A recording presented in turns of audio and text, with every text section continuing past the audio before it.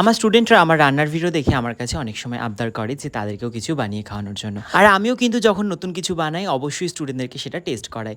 তো আজকে বানিয়েছিলাম ওদের জন্য কিন্তু টোস্ট। ওদের জন্য বানিয়েছিলাম ভেজ টোস্ট, যার রেসিপি কিন্তু অলরেডি আমি শেয়ার করেছি। তোমরা যারা যারা দেখোনি অবশ্যই রেসিপিটা একবার দেখো। তো দেখতেই পাচ্ছ, দেখে সবার মুখের হাসি। তো সবাই কিন্তু ভীষণ খুশি হয়েছিল এই টোস্টটা খেয়ে। আর আমার প্রত্যেকজন স্টুডেন্টের সাথে কিন্তু আমার এমন সুন্দরী বন্ডিং, যাই হোক কারো নজর না লাগে যেন কখনো এই বন্ডিংয়ে। ওদের যেমন আমি ভালোবেসে বকা দিয়ে কাজটা শেখাই, কাজটা করাই, তেমন কিন্তু ভালোবেসে নিজে হাতে রান্না করেও খাওয়াই। মানে আমি যা যা রান্না করতে পারি, যা যা রান্না করি স্পেশালি, ওদেরকে কিন্তু অবশ্যই খাওয়াই। শুধু ওদের বলে নয়, এর আগে আমার কাছে যত স্টুডেন্ট ক্লাস করেছে আমি প্রত্যেককেই চেষ্টা করেছি নিজে হাতে কিছু বানিয়ে খাওয়ানোর। সেই ভিডিওগুলো হয়তো তোমরা আগে অবশ্যই দেখেছো। আর